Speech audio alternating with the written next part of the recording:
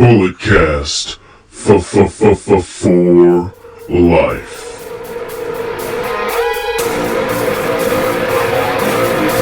Get up, this is a revolution. This is our time to rise. Look deep within your mind, look deep into the hate in my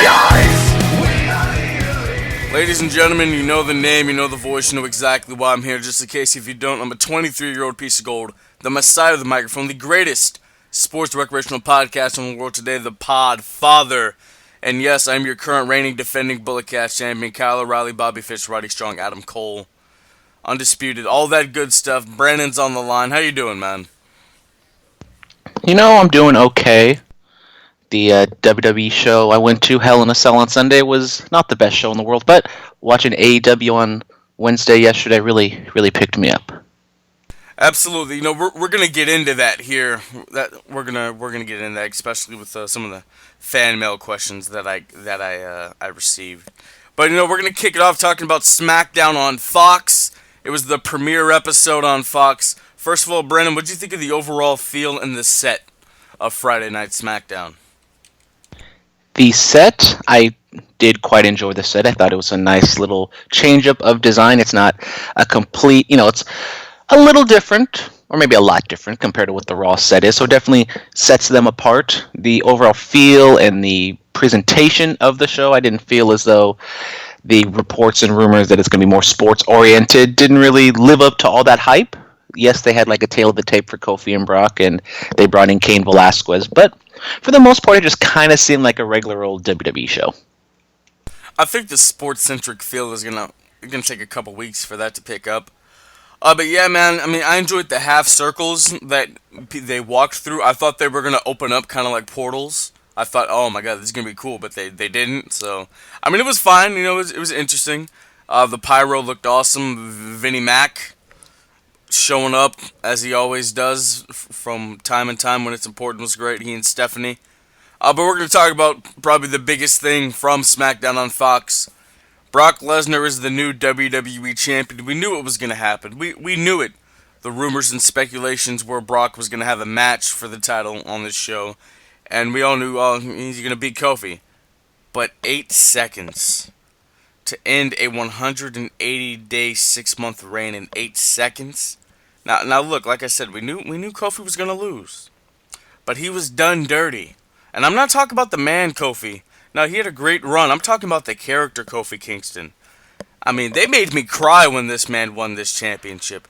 You couldn't have given me at least 45 to 60 seconds. A couple Germans, Kofi hits a Trouble in Paradise, Brock stumbles a little bit, Kofi hits another one, Brock's down to one knee, he goes for a third, Brock moves out the way, F5, 1, 2, 3, we go home. We couldn't have done that, Brandon? Is that what you're telling me? Apparently that's the way Vince McMahon saw it out to be. I agree with you. I felt as though, especially because the show went off the air like 3 minutes too early, like you could at least given us some sort of match. It could have been short and maybe 5 minutes or whatever. Like get Kofi some sort of offense, and especially like in the build-up, Kofi was kind of taking Brock for granted, I think a little bit too much, and then he kind of went in there and he charged at him and got F5'd and lost, and that's pretty much what a heel would do. The heel is the person that should underestimate the babyface and lose in like 10 seconds, and that's what happened with Bob Backlund and Diesel back in the day. And I just don't understand why they do this. I mean, I'm not going to speak to the race aspect of things. Maybe, Phillip, you can touch on that a little bit more because I'm not one to talk about that. But I definitely do feel there's a vast array of people for completely different reasons, but all kind of coming together saying that Kofi shouldn't have lost it the way he did. I'm just saying we should have gotten a little bit more of a match. That's all I'm saying. I mean, people have been upset about it. I know I follow a couple African American accounts, and they were like, "That's how we gonna do it." All right, we see you WWE. I know Willie Mack. He put out F Fox on Twitter. He tweeted that out. So yeah, man. I mean, I was really just like, what? That's it? I mean, look, you can't take anything away. The man Kofi, he had a great run. He achieved the dream. But the character, like, you could have did a little something extra with it, man. That's all I'm saying. But I mean, after that, Brock, he's just kind of pacing around the ring with the title, and Rey Mysterio's music hits, and then former UFC heavyweight champion Cain Velasquez makes his I guess, debut in WWE, and he shows up and Brock acts like he's seeing a ghost. And if, ladies and gentlemen, I'm not the biggest UFC buff in the world, but I do know one thing. My first ever UFC fight I ever saw, Cain Velasquez beat the living-ish out of Brock Lesnar. Okay? And so this is calling back to that history. And of course, Brock did look more physically imposing upon Cain Velasquez, but Cain's looked like that his entire UFC career. I mean, he looked like that when he was the top UFC heavyweight fighter, and that he's the real deal. Don't take him for granted because of his physique. That man's the real deal. And of course, the stuff he's been doing in AAA and this Lucha and Pro Wrestling Revolution out here in the Bay Area. What did you think when you saw Cain Velasquez? Were you shocked, Brandon? I wasn't shocked. I think I kind of predicted that this was going to happen on last week's episode. I kind of thought that this could have been a way to keep the title on Kofi. You could have done some sort of schmoz finish DQ or even just have Kofi win straight up. But because it seems as though we're going to this match. They're doing some sort of press conference on Friday with these guys and Braun and Tyson Fury. And I just don't think this feud or whatever needs the belt. I'm kind of getting the sense that this might be like a one-off, that Kane's just going to come in, maybe lose to Brock or have a match with Brock, whatever, and then he's going to leave. I just don't think he's going to stay around forever. I think maybe he can go back to AAA and do all the Lucha stuff he wants. So I think that's also another aspect of the Kofi loss that kind of frustrates me. It's like you obviously were building to this much bigger match between Brock and Kane, and it doesn't need the championship involved. No, it really doesn't. And are you telling me you just gotta show up and throw a couple punches and you get a shot at the title? Is that what you're telling me? Apparently.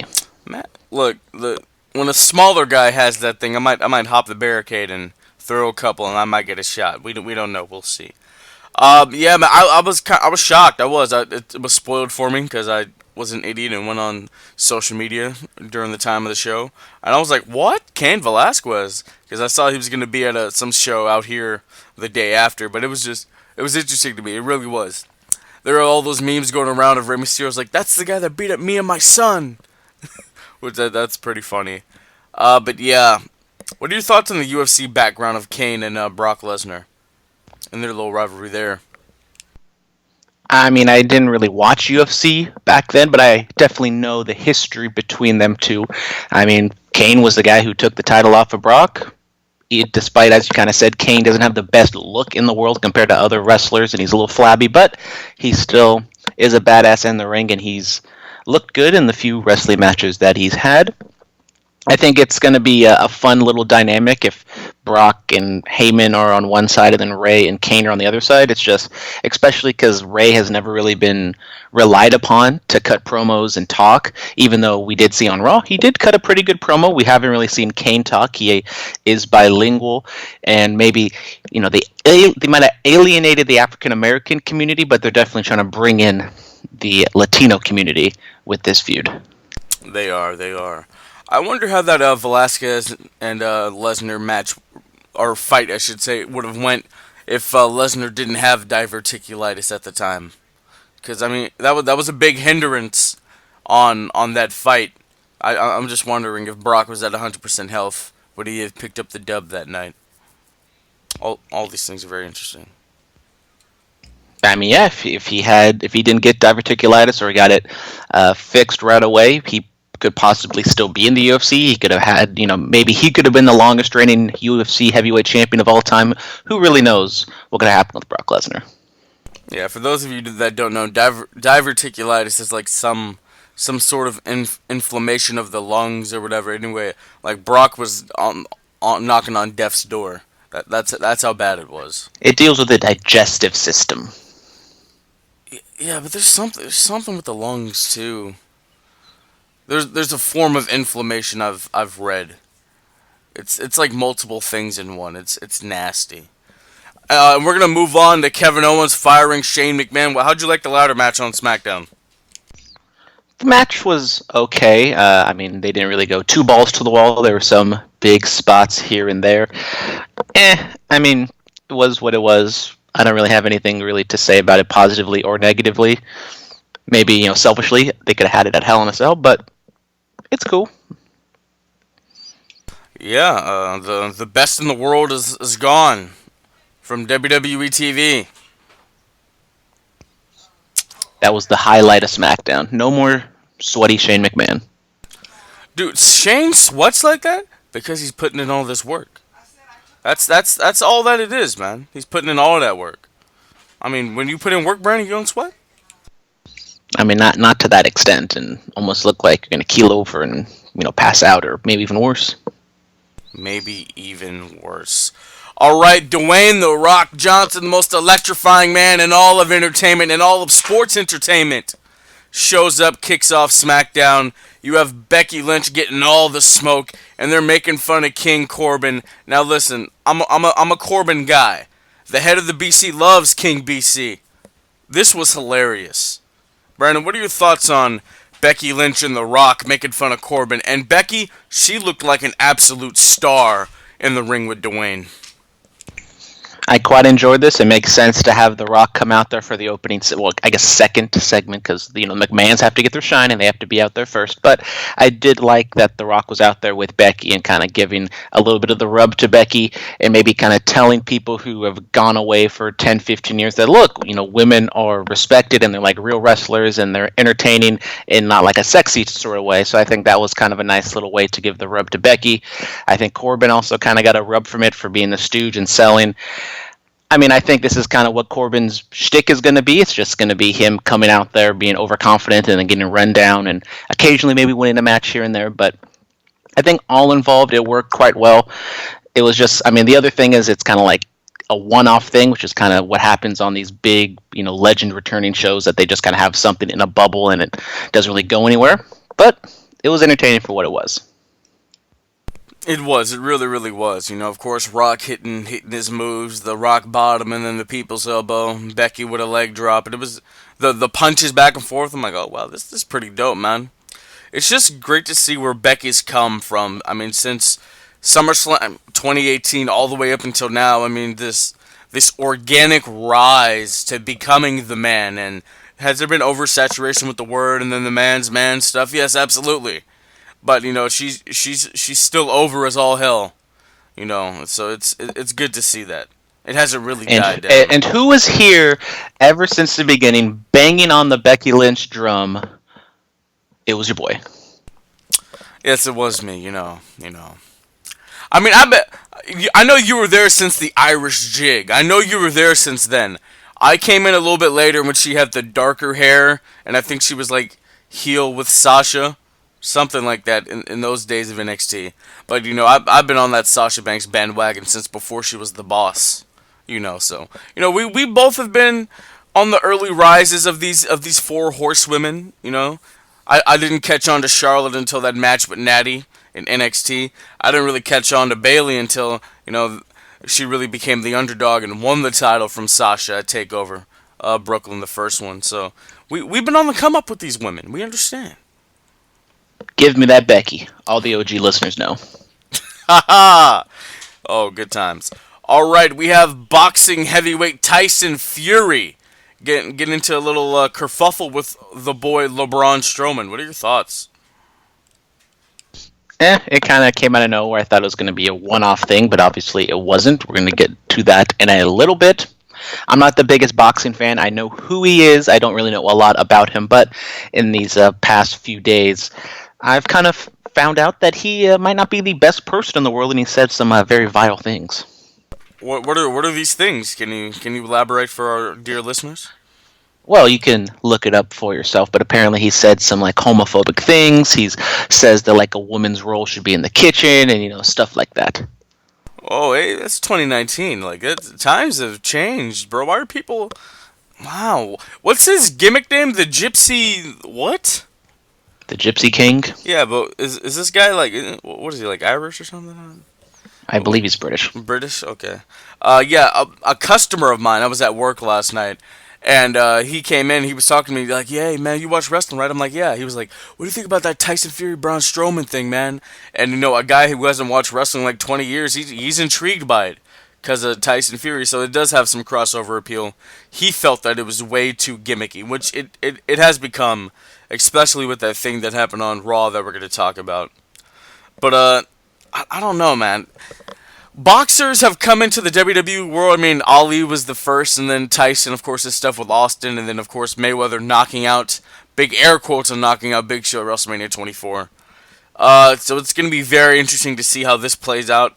It's probably going to play out in Saudi Arabia, because I think a month after the WWE Saudi Arabia show, Fury's supposed to be fighting for the heavyweight title in Saudi Arabia. So this would be big promotion for that fight.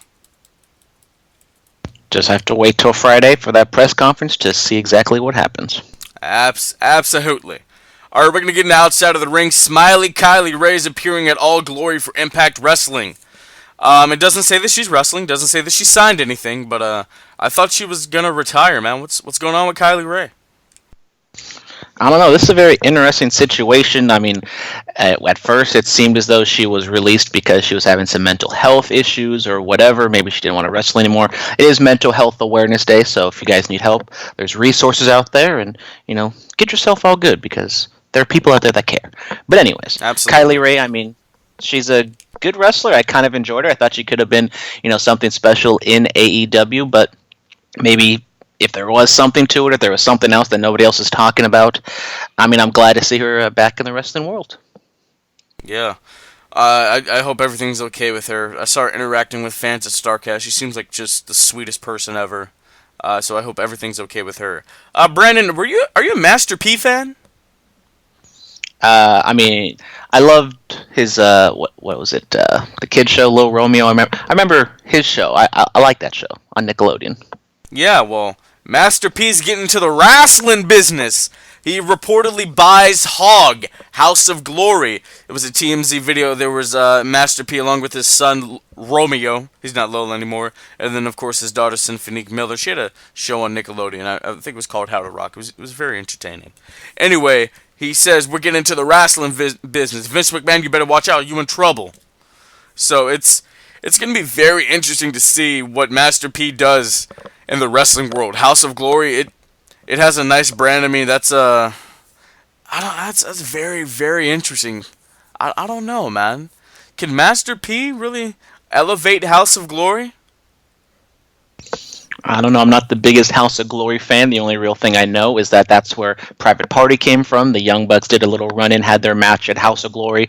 So that's an East Coast thing. Over here on the West Coast, I'm not too familiar with it, but maybe Master P can, bring a little mainstream influence and maybe get that little not little indie thing, but maybe get some mainstream publicity, bringing in some rappers or whatever.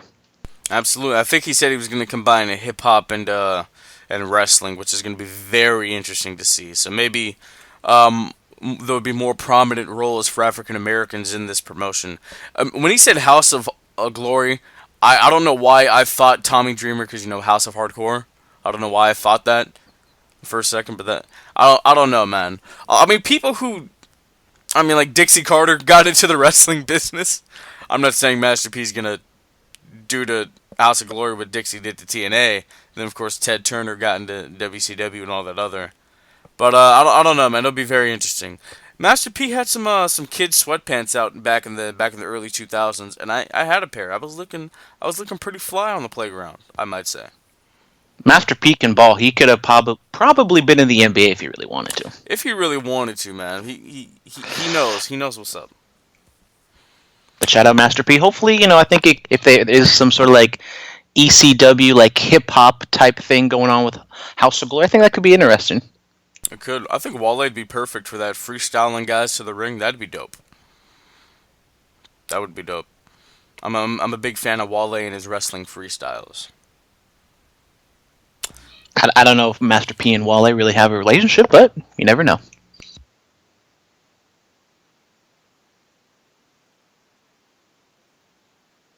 Phillip? Oh Jesus! It would be great if I didn't. Brandon, I pulled to you.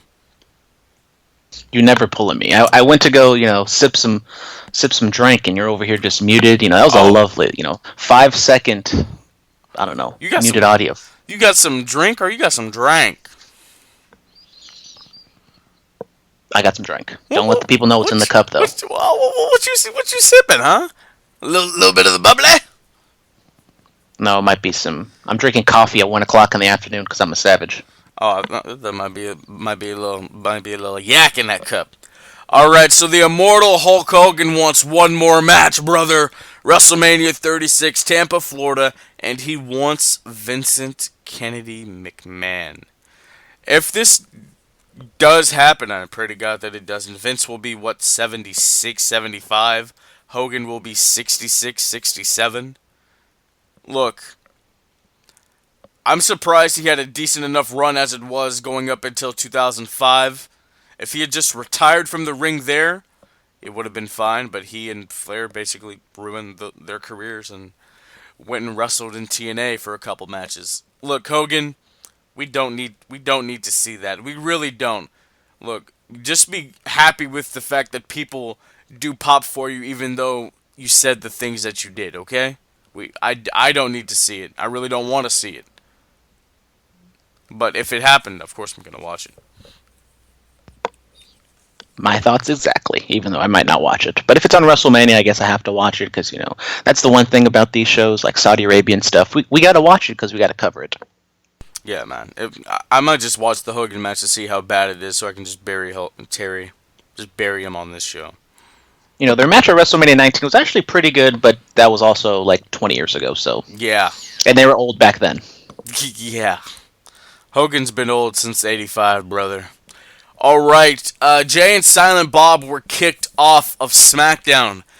Kevin Smith and Jason Mewes, they were on Degrassi for a few episodes. Very, very talented gentlemen. Anyway, so after their AEW appearance on Dynamite last week, they were supposed to be at the Fox premiere of Smackdown. The morning after Dynamite, Kevin Smith was called and said you are no longer needed. Thoughts on that? Makes sense. You don't want... if you look up Jay and Silent Bob like wrestling, if someone like sees it on Twitter and they like, oh, Jay and Silent Bob were on wrestling, and like AEW might be the first thing that comes up, that's probably not a good look for WWE. So they had enough celebrities and other legends. They had legends that were advertised that didn't even show up, like Undertaker and Stone Cold Steve Austin. Yeah, so here's the thing with that. They got Rock, and then they Taker. I don't know if Undertaker actually runs his Instagram, but let's say that he does. A fan asked him why wasn't he on SmackDown, and the account replied that he was no longer needed. Yeah, that's still... There's a history, especially recently, of WWE advertising things, and then they just don't deliver on it. Especially like Stone Cold. Like, I know Stone Cold's been on TV a lot recently, but it's like he's one of my favorite wrestlers, and I know that he was advertised. I was like, okay, Stone Cold's gonna be on SmackDown. It should be fun. Maybe he's gonna do something with The Rock and blah blah blah. One last rodeo. But nope, didn't even show up. He was filming himself drinking beer on his Instagram. Wow. WWE's had a lot of disappointments during Premiere Week. We're going to talk about it. All right, Inside of the Ring, NWA Power Episode 1. Brandon, it hit the feel spot this week. It really did. That old school territory feel. Where you got a backdrop, you got an interviewer, you cut a promo to the guy that you're going to have the big match with, you go to the ring and you beat a Jobert. That's it. We're going to really get in depth with it when we talk about our promo and match picks of the week. But Brandon, what was your overall thoughts on the feel of NWA Power? I really enjoyed it. It was a throwback. It was almost, it's like Stranger Things or like Glow. It's kind of like the recent trend recently of having, being like in a bubble, in that 80s bubble, and it definitely was a very nice feel to it. There's only a few hundred people in the studio, and I really enjoyed it. Maybe it was kind of corny and kind of ironic at some times, but I think it was kind of going for that. And I don't think it's for everybody. It's definitely not the work rate episode, not the work rate show or wrestling promotion that we're used to with NXT, AEW, and everything like that. But I think for what it was really good. It was, man. I really, really enjoyed this. We're going to really get in depth with that when we talk about it later on in the show. Shout out James Storm just super kicking Josephus. Loved it. Loved all of that. And Eli Drake. Phenomenal on the mic. I really dug his promo. All right, this day in wrestling, ECW 1995. You have Stone Cold Steve Austin just running down Eric Bischoff. You know, Austin was injured at the time, so Heyman just said cut promos, say whatever you want, and yeah, all these promos led to Austin going over to WWE. We have a Raw on this day in 2011. It is the Raw where all the wrestlers walk out, and we have Triple H being a referee, Sheamus and Cena wrestling each other, and CM Punk is wearing Triple H's blazer, doing commentary and timekeeping. Yeah. Iconic. Iconic. Yes, there we go. And TK, Tony Khan, is 37 years old. Happy birthday to the founder of All Elite Wrestling. You know, TK, you're only in the inner circle if you call him TK, if you know what I mean. Happy birthday, Tony Khan. I picked up his quarterback, Gardner Minshew II, for my fantasy football team, Pinky Eddie. If you don't know what a Pinky Eddie is, I'm not going to say it on this because it is a family-friendly podcast, but you can Google it if you want. So hopefully Gardner Minshew II pulls it out, the jockstrap king, and leads Pinky Eddie to a victory because I am hindered by bye weeks this week. Why are you hindered by bye weeks? What's a Pinky Eddie, bro? I'll tell you off the air. Oh my god, I'm googling it. All I see is a thermos. Well, if you type in Pinky Eddie on Urban Dictionary, then you'll get what you want. So, Phillip. Oh my god, I'm actually kind of scared. Anyways, Tony Khan, he's doing a good job. I think he's kind of gotten out of the way. He hasn't been on television yet, which is a definite good sign because the McMahons were the first thing we saw on Smackdown. And, you know, they had a match on SmackDown as well. Happy birthday, Tony. Hopefully everything's well. Hopefully the Jaguars don't win because they're playing my New Orleans Saints this week. But hopefully Gardner Minshew puts up a bunch of points in a shootout against my Saints. Who dat? What? Brandon, why do you know this? Have you tried this Pinky Eddie thing? Is that what you're telling me?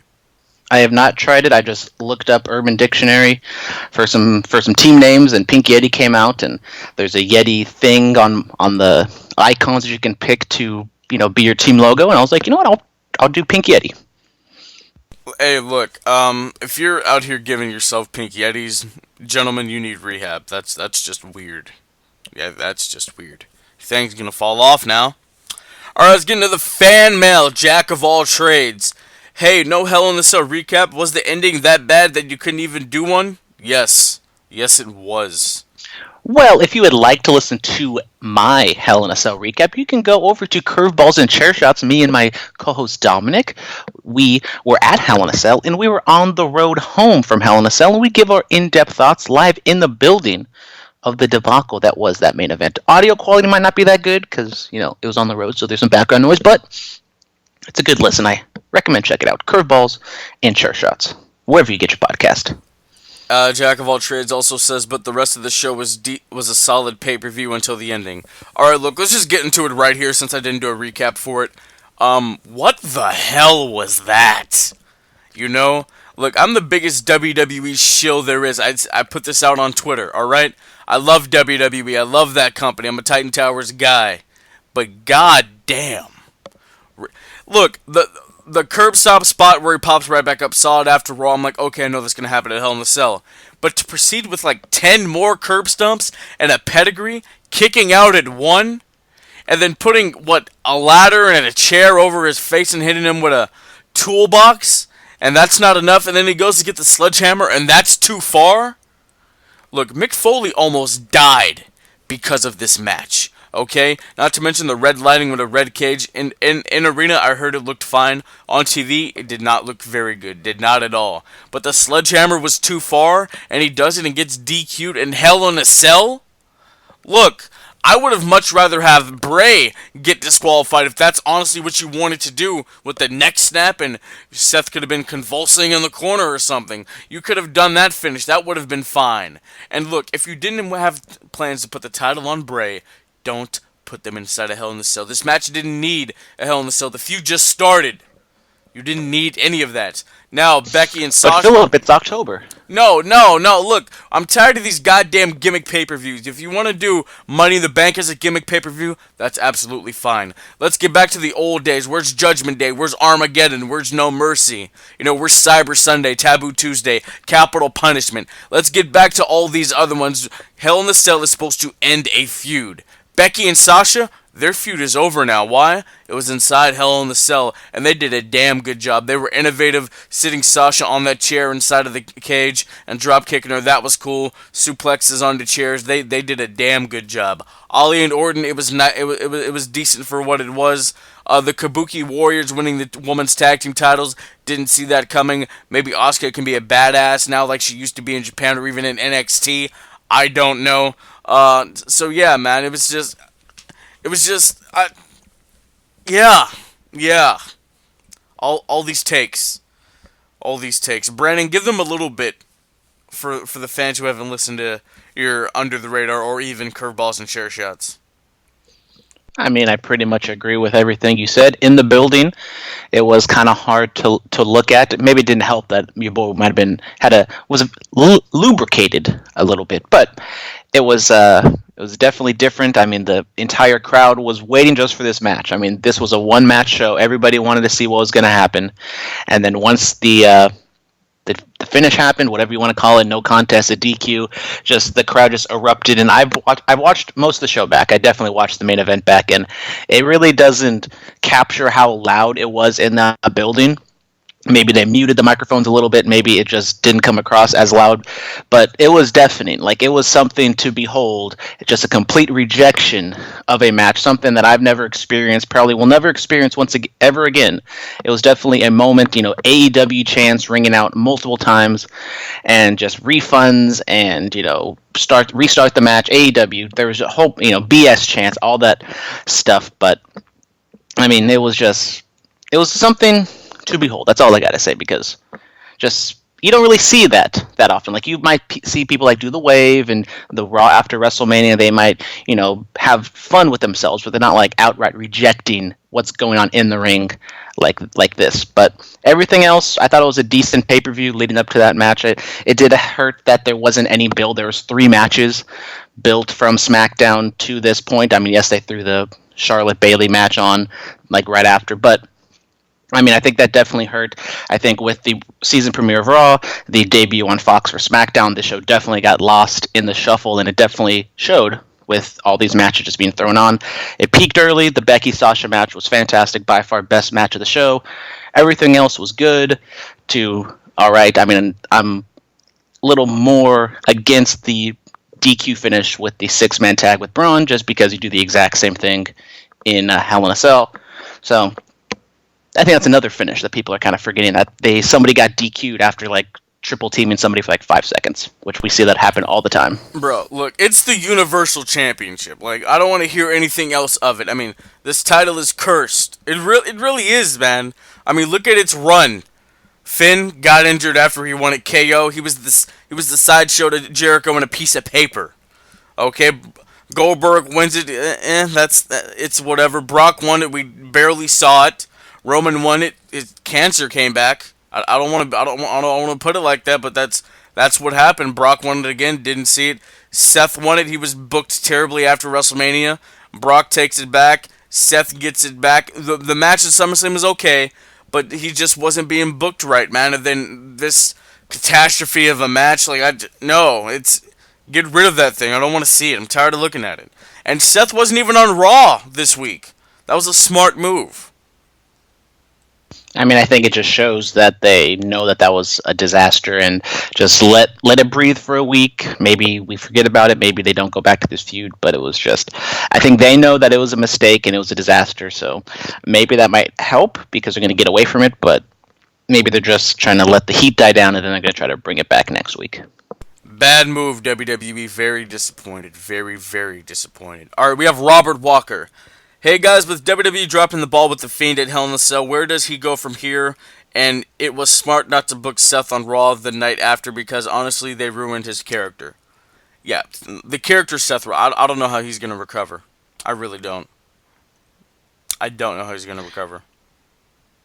going to The Fiend, I don't know exactly, where do you go from here? Because he was just no-selling everything. Like, how do you have him in a match where he can believably either be in peril or, selling or whatever you want to call it? And it's just, maybe they're going to eke away from that eventually, and this was his first real big match, not taking anything away from Finn Balor, but it's like, I don't know, it worked because against Finn Balor, because it was like a squash match, and he was the focal point, but then when he got into the ring where he has to go 50-50, it didn't work all that much, and he was no-selling everything. It just hurt Seth Rollins, and I just don't know if this Fiend character is really going to work on an everyday main roster basis.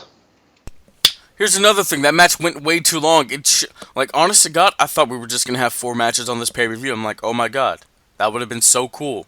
Anyway, that match went way too long. Seth should have got some offense in. Bray should have just Sister Abigail'd him and clawed him out, and blood could have popped out, and he would have won the match. And could you imagine at Survivor Series, Brock Lesnar versus The Fiend?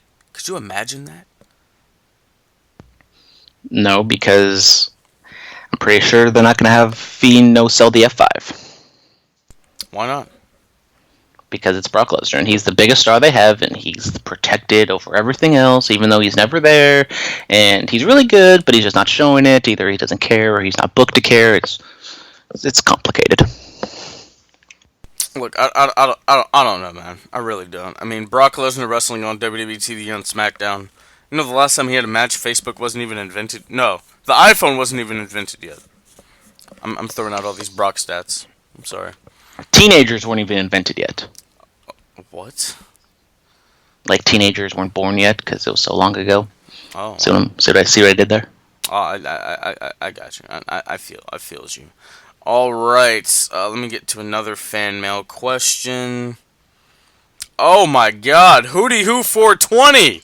Woo! Hootie Who with the comeback. Yes, the number one fan of BT that is in the BC is back, baby. My hiatus was much needed, and I know you guys missed me. Wow, this guy has put himself over. All right. Corbin is growing on me as King. Rock making fun of him was great. AEW started off nicely with week 1, but too many people in the ring to end their first show. Do you agree with all this? Pretty much. I mean, I kind of disagree a little bit with the melee at the end of AEW. I enjoyed it. Maybe they could have not done it again the second week, but I don't have too much against it. All right, there's a little bit more here. Oh God. Here we go. And Lana out here taking BBC. Phillip, sign up, mate. You might have a shot. All women love chocolate.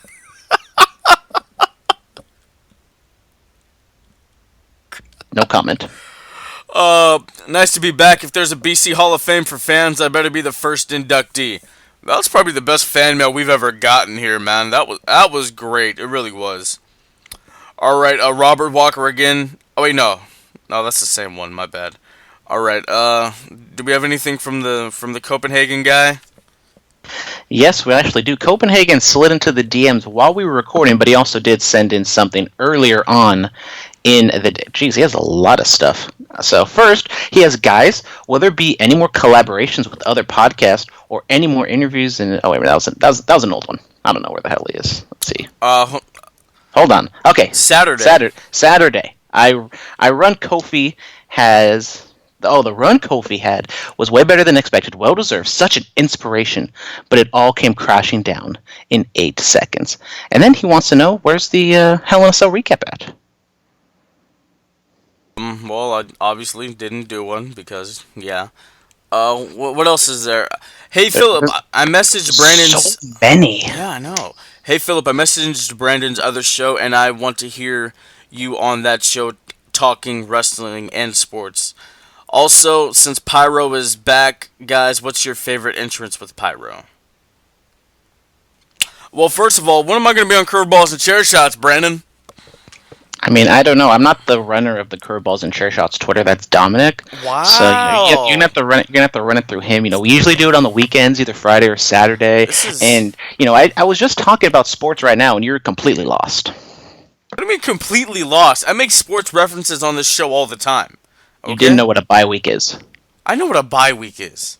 I wrestled in high school. I played football in high school. We had bye weeks, man. I know what bye weeks are. All right? Everywhere I go, I'm the biggest acquisition. Phillip, who's your pick for the World Series? For the World Series? Look, dude, I don't watch baseball, okay? I don't watch baseball, all right? But when it comes to sports references, I'm your guy. Why? What do you think of the San Francisco 49ers against the Cleveland Browns on Monday? Bro, I was watching Raw. I didn't have time to watch that.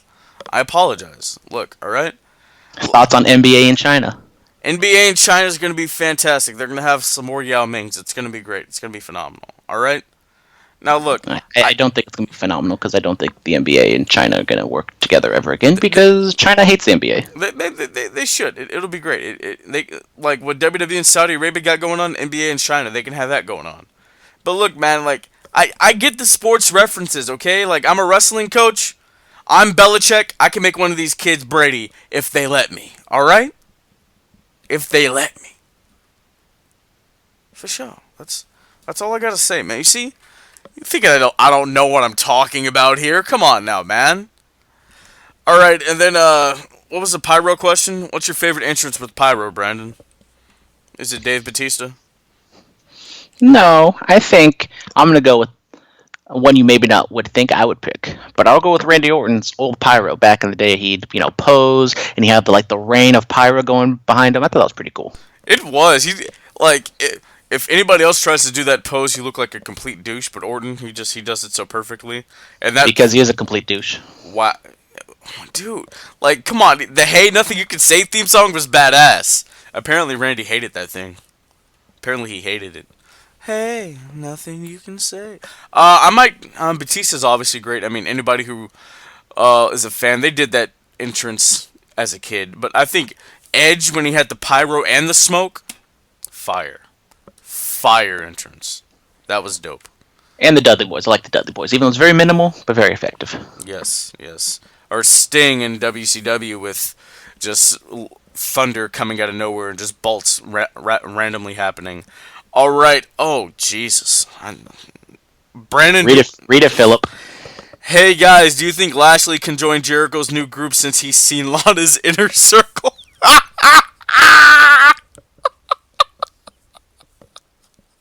Bruh. This guy's a savage. Dude, who is this guy, bruh? But first he's going to get a pink Yeti. Okay. Alright, last up we have Kawam Shakir 90 from Instagram. Alright. Where's it at? Looks like WWE is going back to Saudi Arabia again for Crown Fool 2.0. That will be shown on the WWE Network on Halloween. They value getting blood money more so than ethics and morals. Talk about another glorified house show cash grab for WWE. Hashtag shake my head. Thoughts? I mean, we're getting Blood Money 5. I can't wait. We're going to get wrestlers and UFC fighters and boxing stars. It's going to be just so great. And then maybe we're going to get a leg drop from Hulk Hogan and then he doesn't get back up.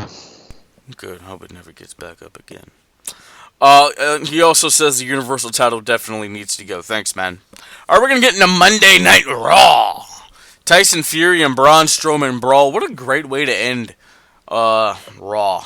What a great way to end it, you know? I don't know if I would say it was a great way to end Raw. I thought it was one of the most clear and obvious, rating stunts that they've ever pulled. They just were, they walked back and forth and getting held up for 5 minutes, even though normally Braun would just run through everybody, but this time he has to sell because, it's a big standoff and all this other stuff. I did like the Braun Strowman promo at the very end before he stormed at the end of the show. But besides that, I didn't really like all this. No, I didn't like it at all. It was just too gimmicky. Tyson Fury. State of Combat podcast, I do hear them talk about him quite a bit, even on their wrestling episodes. I don't want to see this. I really don't. I don't care. I just don't care. The guy's 6'8", that's it. I don't care. And it's at least Cain Velasquez has, a wrestling background in terms of amateur wrestling. Tyson Fury is a boxer. it's probably not going to be, the best match in the world, especially because I think Tyson's going to go over and he's not going to want to sell a lot for the fake stuff. It's just, I think this is going to be a cluster. Yeah, or they just have a boxing match, bro. There we go. There we go. That's it. Are they trying to make Strowman the new Big Show? The celebrity fights, and then of course him knocking out AJ on SmackDown. Yeah, I mean, I think that's pretty obvious because Braun, you don't really want him being in the title picture, and since he's so dominant, that's kind of the only obvious route he could go. And with him doing celebrity interactions, it is kind of, the new Big Show, so it's, it is what it is. Nobody can ever take Big Show's place. Nobody. The Big Show has like another reality show or whatever coming up. He's doing bigger things, man. I do miss Paul White. I really do. I don't know. We'll see. All right, Rusev was supposed to wrestle, I think it was Randy Orton at the beginning of Monday Night Raw, and while King Corbin accompanied Orton out to the ring, Bobby Lashley and Lana in Rusev's house, in Rusev's bed, getting a freak on. Yeah. Yeah, I don't understand why they started the show off like this. It was weird, and yeah, I don't think Lana just taking everything from Rusev without Rusev knowing exactly. I don't think that's exactly how it works. From coming from a divorced family, I'm pretty sure there's going to be a lot of litigation going on to see who gets what in their relationship. But I digress. It was weird and awkward, and it just felt like something out of 2002, 2003 era WWE where they're desperate to be edgy coming out of the Attitude Era. It's just, and I don't know why they Lana is the last person in WWE that keeps doing these sex things. It's just because she's hot. Yeah, I know she's hot, but I don't know why they just keep going back to that. She did something with The Rock. She did something with. She did something with Enzo, right? And she's also done the thing with Aiden English. It's that's the only thing she does. The thing with Enzo, she was just kind of toying with him. With Rock, she did the Wisconsin wheelbarrow or something like that. I don't know. Here's the thing. Maria Kanellis said Rusev was the father of her baby, and then maybe Lana heard that, and she decided to get back at Rusev and went after Lashley. If that's the case, this would all make sense. And Rusev, the character, it's just so muddled. He came out as a heel, and then now he's a babyface, but he's kind of like Mike Kanellis, where he's just subservient to his wife, and he's just a sad babyface. It's almost like Chad Gable, where he just has a mopey face all the time, and he makes a big comeback against Randy Orton and Baron Corbin, but it's kind of hard to get behind a babyface who's getting pushed around like that. It's that Bulgarian Rhapsody, man. That's all that it is. But, yeah, Bobby Lashley just risking it all for Lana. Would you risk it all for Lana, Brandon? I mean, that's another topic for another day. Oh, the After Hours BC. Mm-hmm. That the pay-per-view recaps where I've had a couple brewskis and, I just say whatever I want. Exactly. Or under the radar, I mean, I'm sober for those, so I can keep it together. But I think I've said a few questionable things the last time we did a pay-per-view recap. Yes. All right, Natalya defeats Lacey Evans in a last woman standing match. Look, Natalya got beat up way too much for me to believe that she just won like that. She really did. I'm sorry. It was a good match. It was way too long, I thought. I mean, it almost went 20 minutes, and I don't think Lacey Evans should be anywhere near the 20-minute mark. Congratulations to Natalya. She was the first person to take the half-pipe slide-down bump. That was cool. So put that down in the history books. Natalya was the first one to take that bump. And I assume this is the end of the feud. Natalya wins. Good for her. I don't know where she really goes from here. Becky's the champ. She's a babyface. Natalya's a babyface. Maybe we get a returning Nia Jax or Ruby Riott or somebody to attack Natalya. Yeah, Ruby Riott. Oh my God, I forgot about her.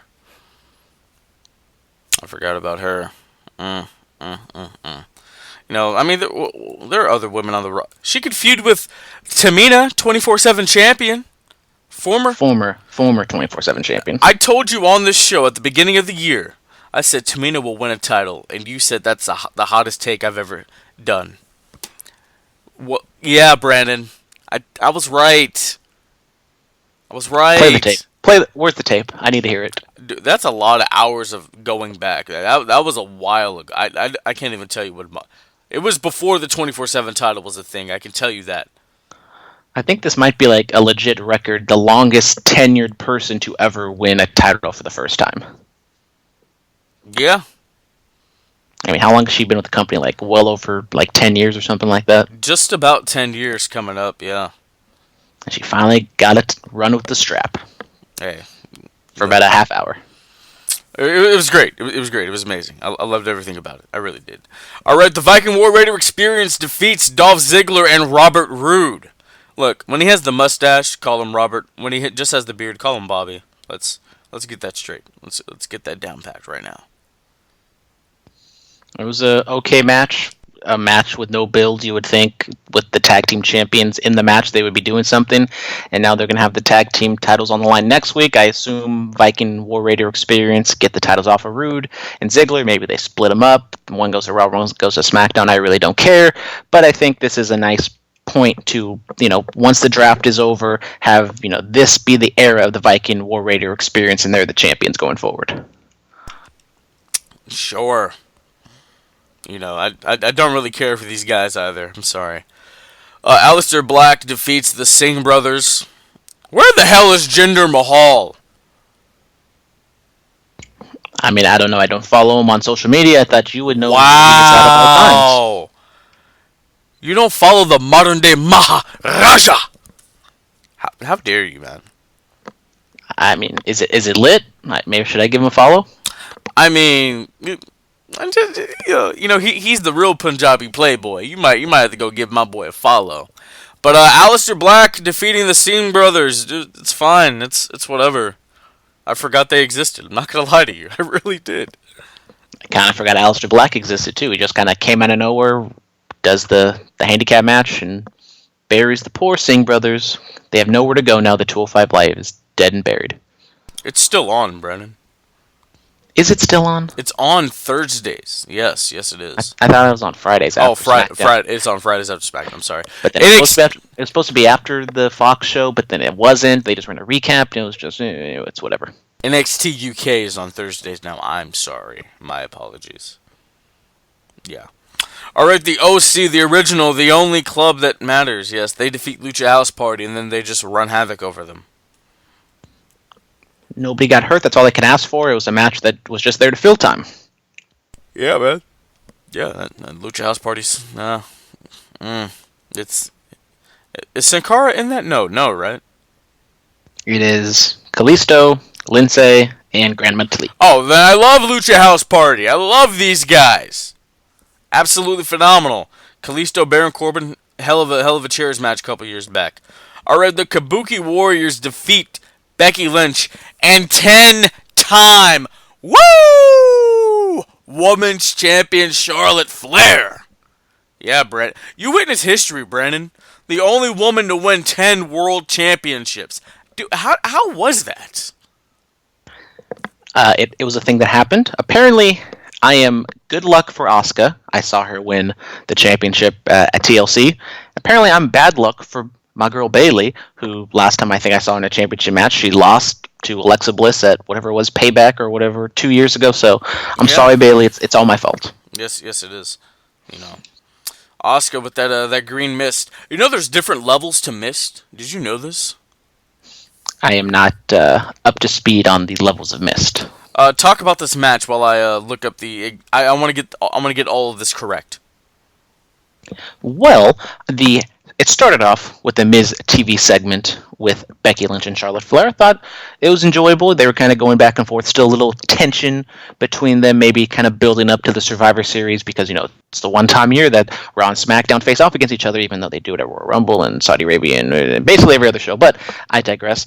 It was fun. Kabuki Warriors come out. They speak in nothing but Japanese, which I quite enjoyed, but maybe that means that they're going to be a heel because, heels don't speak English. But apparently Kairi Sane might have said a naughty word in Japanese, which I'm all for. The match itself was good.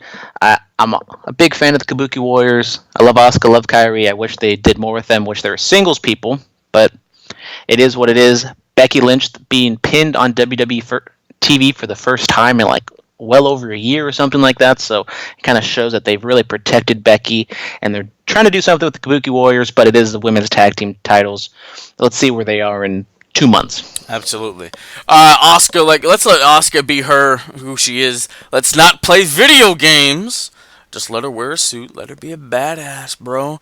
Kairi Sane can wear her little pirate gear. That's fine. Just let them be badasses, bro. All right. So look, there are 6 different myths. This is probably the nerdiest wrestling thing I'm ever going to talk about on this show.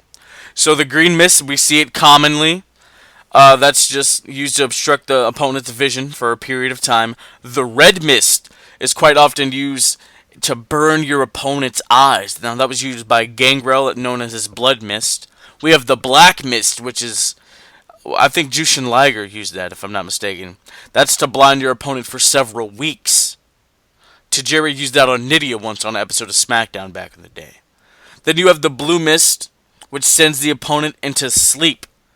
So, it's basically a narcolepsy mist. They fall asleep at any moment if that mist is around them and on their face. That's interesting. Alright, you have the yellow mist, which I want to see this. It paralyzes your opponent. That's cool. Alright, and lastly we have the purple one, which causes momentary distraction and memory loss. That's dope. Brandon, did you know this? I did not know this. I did not know. Is this like some lore in Japanese history that really goes over and what every single mist does? Yes, it is, bro. This, I want to see the yellow mist. I want to see somebody just like dead fish and be paralyzed for a moment of time in a match, and they can't kick out because of the mist. I mean, you have the Great Muta, you have Killer Khan, the Great Kabuki, Hornswoggles use the mist. You know, just all these great superstars, man. Like this is cool. This is really interesting. Luna Vachon. The more you know. Luna Vachon, she was involved with the mist. Yeah, man. Ladies and gentlemen, I'm a wrestling historian. I told you guys. I told you. All right, and then we have Ricochet defeating Apollo Crews with the recoil, aka the Codebreaker. Thoughts on this match? It was okay. It was just there to fill time, and this was the main event of Raw, so good for them. Yes, good for them. Apollo Crews out here main eventing Monday Night Raw. All right. Oh, wait, no, did you have more? Going back, just kind of a random thing. When the Street Profits did their whole like draft preview, trying to say, whatever it was, and it was like Apollo Crews, Drake Maverick, and whoever else it was, like a bunch of jobbers. That doesn't really get people excited for the draft. I'm just saying. You gotta build up. They're probably gonna do something, WWE.com, something like that. You know, they were just trying to give little people time to shine. That's all. But they want the smoke. WWE has T-shirts for $15 right now. You get a cop one, Brandon? Probably that We Want the Smoke one is fire. No, I'm not really a big fan of current WWE T-shirts. If I were to get one, I would probably get like a throwback tee. Eddie Guerrero, his birthday was yesterday. He would have been 52. Rest in peace, Latino Heat. His Latino Heat T-shirt's up there for 15. I might do it, Brennan. Don't be surprised if you see me wearing that in the future. Might happen. You do you, boo. All right, we're gonna talk about all of the wrestling dynamite, and we're gonna talk about Le Champion, Chris Jericho, my fellow Canadian, as he introduces us to the inner circle, and not Lana's inner circle, but the inner circle of all elite wrestling. God, we're gonna get, oh my God, we're gonna get kicked off the air, Brennan. Sorry, I apologize. I really do. So Jericho leads Jake Hager, Santana and Ortiz, and Sammy Guevara down to the ring. What are your thoughts on the name? First of all, then, have you seen the logo and the T-shirt? What do you think? I have seen the T-shirt. It was, posted up on Instagram as soon as Chris Jericho uttered those words. The T-shirts, meh. The inner circle, I don't have anything against it. I'm not too high on it. It's fine.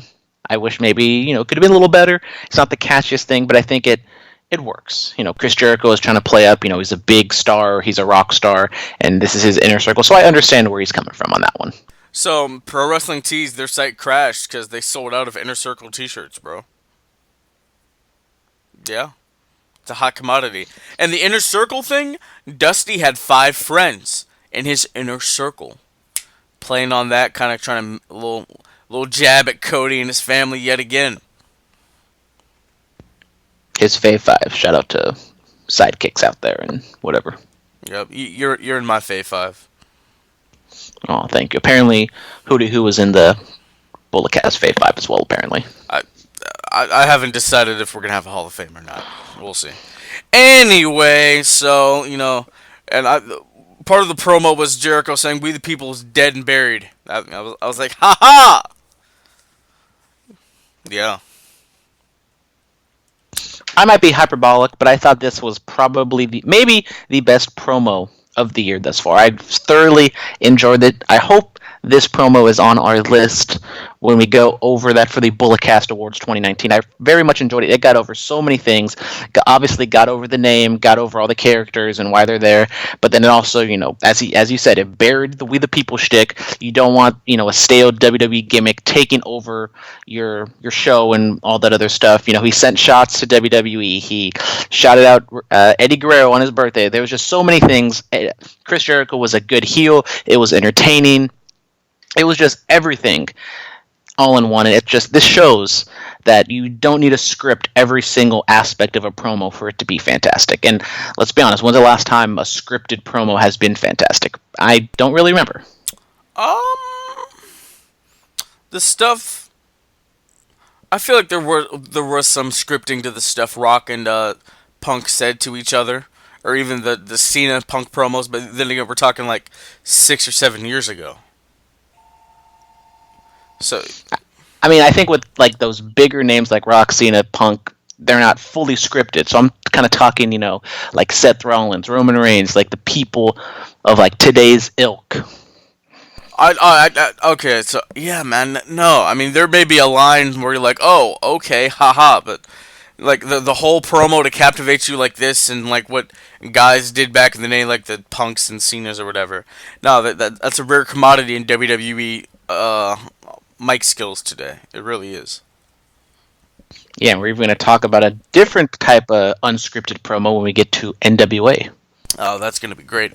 Alright, so then we have Chris Jericho and Sammy Guevara defeat Dustin Rhodes and Hangman Adam Page. That Judas effect is really getting over, bro. It is. Jericho's very good at protecting his finishers and introducing new things. I thought it was a good match. Not the best match of the show or the week or whatever, but it definitely introduced, it kind of was like last week where there's a schmoz and everybody just kind of runs out and does everything. I did really enjoy the MJF run, and I thought it was perfectly done. He gets the babyface pop, but yet he's so smug about it at the end that it ends up costing him like a heel would do, and there was just so much stuff to the run-ins and everything at the end of the show that I enjoyed. It really was. Yeah, I mean, there was a lot of people. There was Cody and the lights going off and him showing up.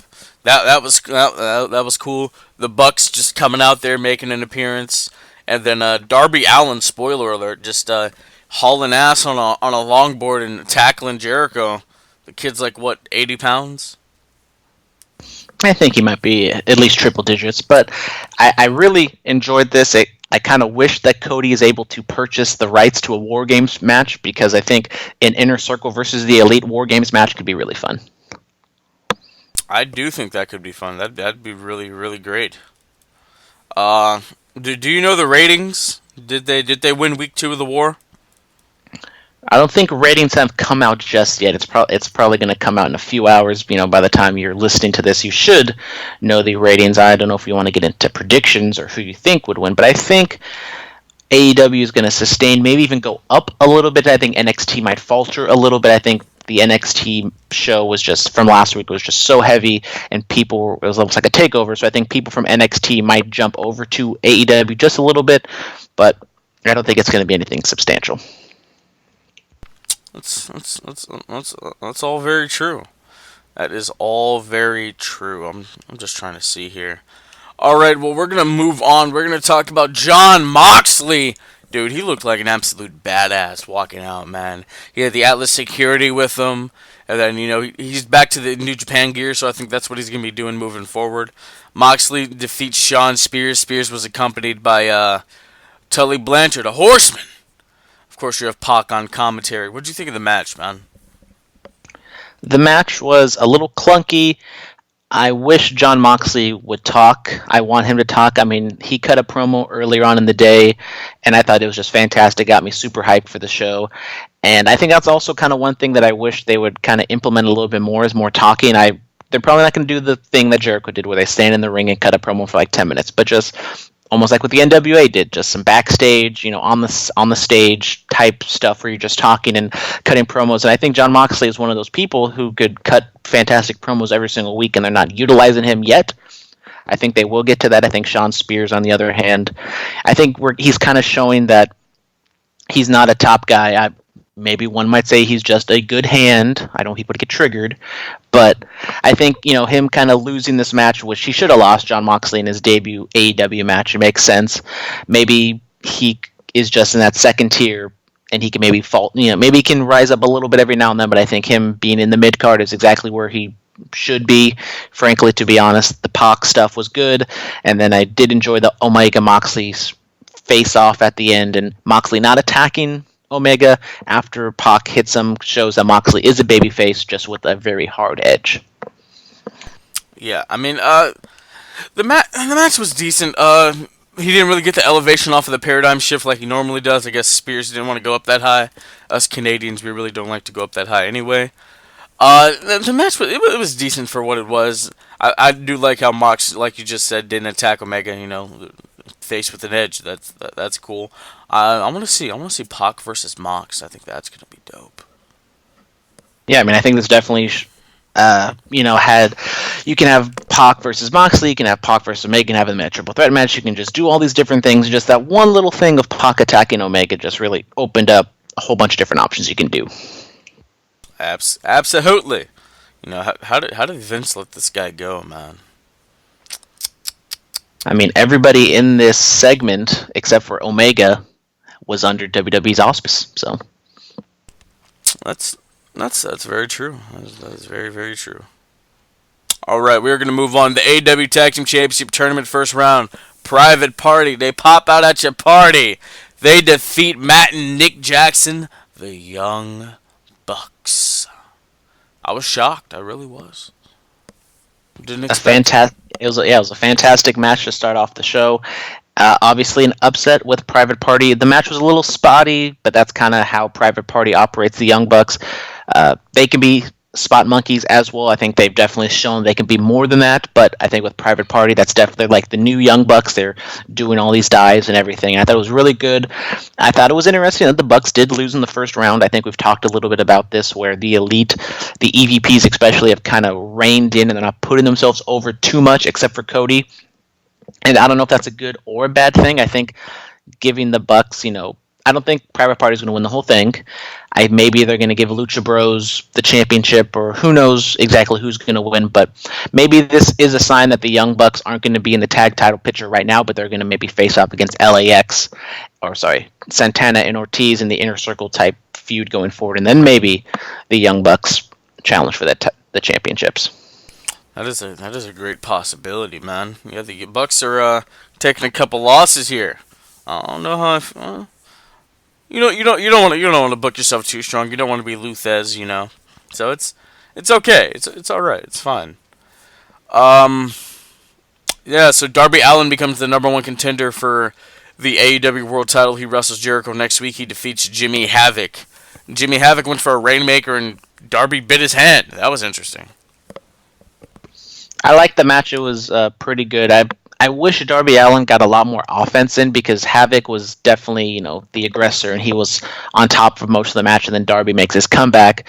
And with Darby Allin, who hasn't really had a lot of time to shine, yes, he had the match with Cody, and he had the triple threat match, but I just kind of wish this was a nice establishing match to put Darby over pretty strong. I think this might be one of the aspects of AEW that might hinder them a little bit. They put the person who's losing a little over too strong, and then the person just makes like a comeback and gets the win out of nowhere. So I wish Darby maybe did that. I don't know what we're going to do with the match going forward. Maybe they've introduced, TV time remaining.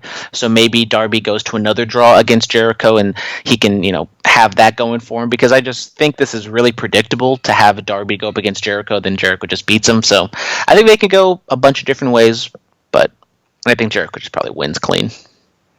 Yeah, he's gonna knock that kid's head off with that Judas effect. And then at the end we have Britt Baker, Dr. Britt Baker, and Rio, the first ever All Elite Wrestling Women's Champion, defeat Bea Priestley and oh god, Brandon, you take the name. Which one, Rio? No, not Rio. The Bea Priestley and Emi Sakura. Yes. How'd you like that? I mean, it was a match. It was fine. The Emi Sakura, she's kind of like she was on the heel team, but she was kind of acting babyface-ish. The Bea Priestley Britt Baker feud continues.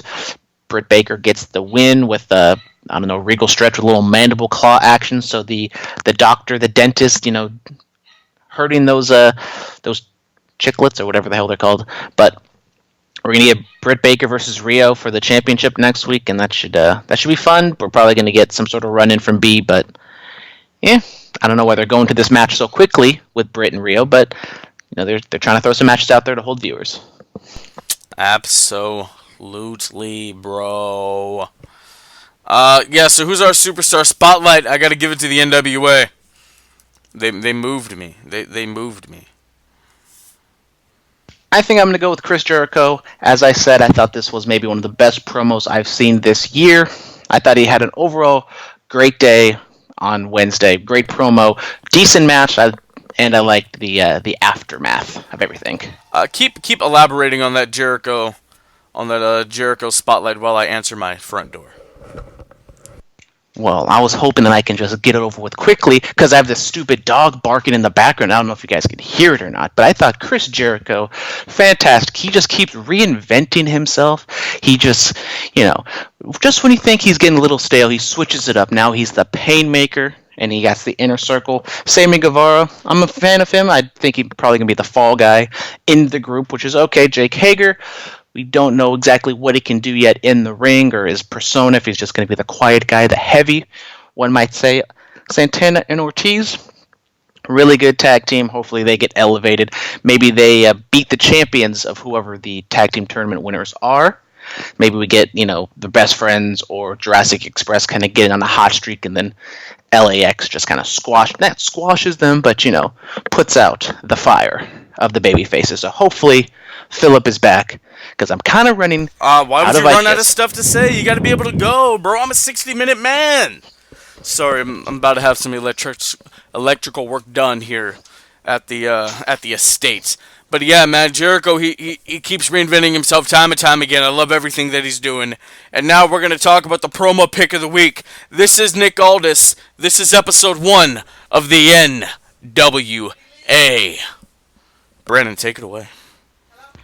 Yes, my promo pick of the week is Nick Aldis from Power Episode 1. It's about 4.5 minutes in. It's the start of the show up on YouTube. I believe it's also on Facebook.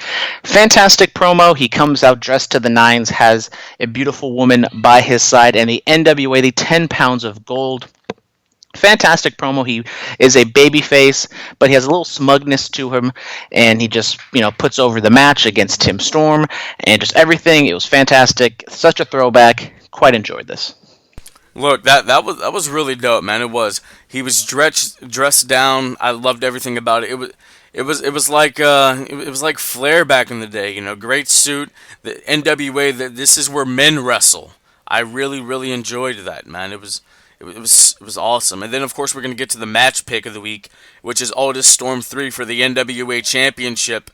And if Storm loses, which, spoiler alert, he did, he can no longer challenge for the 10 pounds of gold. So it was a really interesting way to go out. The match was decent overall. Brandon, what are your thoughts? Yeah, it was a good match. It's the NWA. They're not really a work rate heavy promotion. It's not going to be like New Japan or AEW or NXT or anything like that, but it definitely relied on the story and the drama. It also did help that right before the match, Tim Storm cut a promo, and he talked about his mom, and he talked about how much this title means to him, and this is his last chance, so he needs to win. So it added extra emotion and extra value to this match. Tim Storm kind of trying everything he can do, little heelish at times, but fantastic match. And then even after the match, Nick Aldis cuts another promo. So a lot of promos in this show just between these two guys alone. Absolutely. It was great. NWA Power, they did a hell of a job. They had me. Episode 2, I can't wait to see what's going to happen. Alright, ladies and gentlemen, follow us on Twitter at Bulletcast, Instagram The Bulletcast, YouTube channel Bulletcast. Email us bulletcast2 as in the number 2 sweet swet@gmail.com. 99.9 FM Caleb in Watsonville every Friday night from 9 p.m. to 10 p.m. iTunes, SoundCloud, Stitcher, TuneIn, iHeartRadio, Patreon. We're all over the damn place. The next time you will hear Brandon and myself will be next week, Thursday. Same bat channel, same bat time, or time to tape, or whatever the hell I'm talking about. Alright, well, this has been the BC. Brandon and I will talk to you next time.